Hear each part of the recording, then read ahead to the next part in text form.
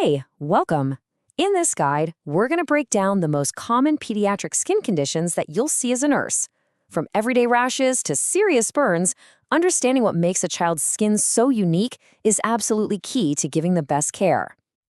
So, here's our game plan. First up, we'll talk about why pediatric skin is different in the first place. Then, we'll dive into bacterial, fungal, and inflammatory infections. After that, we'll cover the really critical skill of assessing burns, and we'll wrap it all up by talking about your essential role in all of this.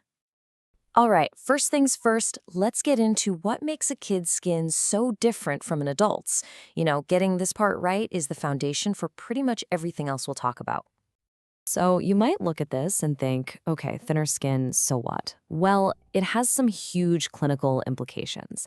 That thinner skin, it means infants lose heat way faster and can absorb anything you put on their skin like creams or meds much, much quicker. That higher water content also makes their skin more likely to blister. And less pigment, that means a much higher risk for UV damage. Okay, let's dive into our first category, bacterial infections. You're going to see these all the time, so knowing how to spot and manage these common invaders is a core nursing skill, for sure. So here are the big players you'll run into. You've got impetigo, which can be bullous, think big fluid-filled blisters, or non-bullous, which often has those classic honey-colored crusts. Folliculitis is pretty straightforward. It's an infection of the hair follicles. Cellulitis is a deeper infection that can spread. And then there's staphylococcal scalded skin syndrome, a really severe condition with widespread blistering that's especially dangerous in babies, partly because of that super thin, fragile skin we just talked about. So, what do we do about it? What's our game plan? Well, first off, you're going to be administering antibiotics, just as prescribed. For impetigo, soaking those lesions with cool compresses is a great way to gently remove crusts before you put on any topical medication. And infection control? Absolutely critical. For MRSA, proper isolation is key to prevent it from spreading in the hospital. And for scalded skin syndrome, you want to handle the infant as little as possible to prevent more damage and reduce scarring. But a huge part of our job is education, right? Prevention is everything.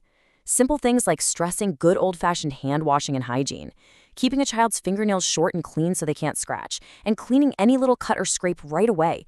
These are powerful. You can also teach families to avoid those really thick, heavy ointments in some areas to help prevent folliculitis. All right, moving on to fungal infections. These guys are incredibly common, and they can pop up just about anywhere, from the scalp right down to the toes.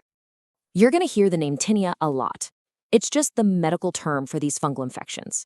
Tinea pedis. That's just a fancy way of saying athlete's foot. Tinea corporis is that classic ringworm you see on the body.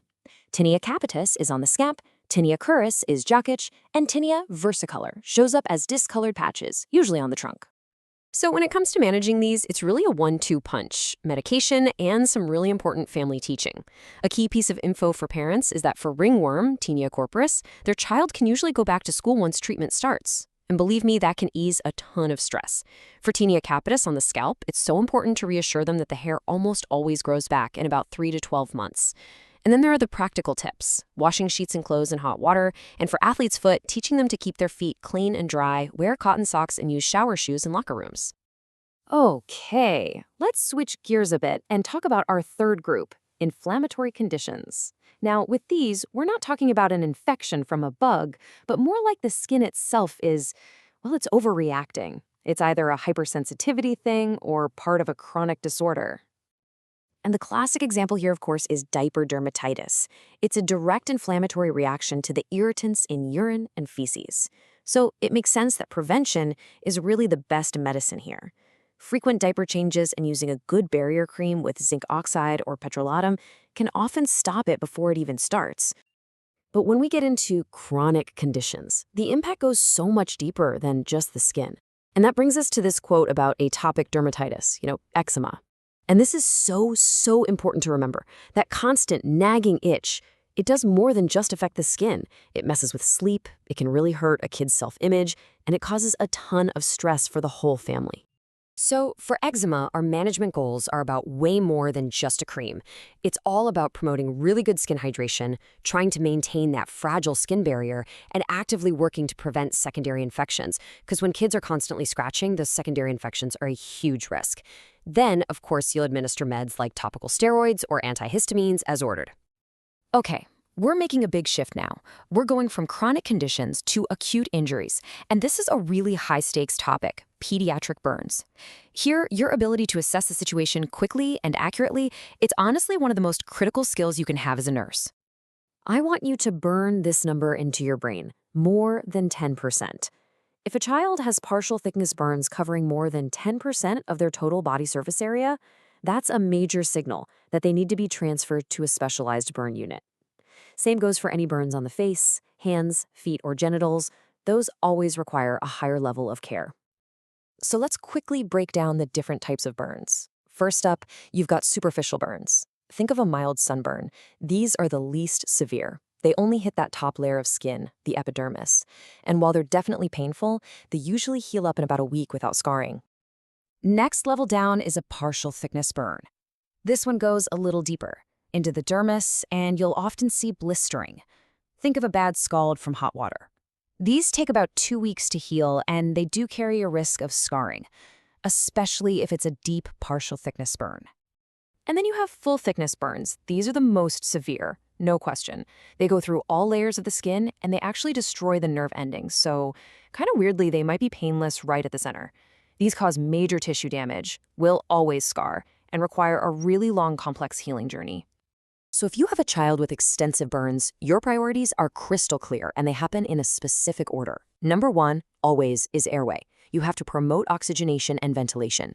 Number 2 is fluids. You've got to restore and maintain their fluid volume to prevent shock. Number 3, temperature. We have to prevent hypothermia because that damaged skin can't regulate body heat anymore. Then, once those are stable, you focus on cleansing the burn, preventing infection, and managing what is going to be significant pain. Okay, so let's pull all of this together. Looking at all these different conditions, from a simple rash to a severe burn, what's your role in all this? What's the big picture? It really boils down to 3 things. You're an assessor, a caregiver, and an educator. This really sums up the core of what we do. You assess, you're the eyes and ears, meticulously observing and documenting what you see. You administer treatments, everything from a simple cream to complex systemic meds. You prevent future problems by teaching families. You soothe their pain and itching to make their quality of life better. And maybe most importantly, you advocate. You are the voice for that child, making sure they get the specialized care they desperately need. All right, you ready for a little pop quiz? Let's see what you remember. A child has scaling patches and hair loss on their scalp. True or false, this is tinea corporis? The answer is false. Remember what we said about fungal infections? Scaling and hair loss on the scalp is the classic sign of tinea capitis. Tinea corporis is ringworm on the body. And I want to leave you with this final question to think about. We've talked a lot about the physical side of things, the creams, the medications, the bandages, but for a child with a chronic or disfiguring skin condition, our job goes so much deeper. So how can you, as their nurse, support not just the skin, but the child and the family, psychologically and emotionally? Because that's where good nursing becomes truly great nursing.